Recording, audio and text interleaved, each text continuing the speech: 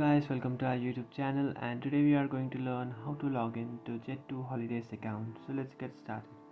So if you want to log into your Jet2 Holidays account, what you can do is just simply open up a browser. You can choose any browser you like, and after opening up a browser, in search bar you can search for Jet2 Holidays login. And after searching for that option, now what you can do is just tap on the second option which says login to manage my booking. And then you have to tap on sign in option which is on the top right corner of your screen. After tapping on that, now you have to tap on sign in or create account option which is on the top. Then you will come up to this page where you have to enter your email address. So just enter your Jet2 email address and then tap on continue. And now you have to enter your Jet2 password.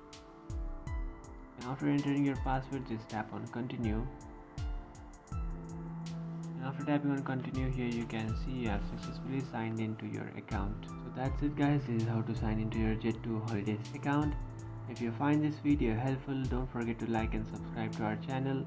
If you have any doubts, feel free to comment below. Thanks for watching.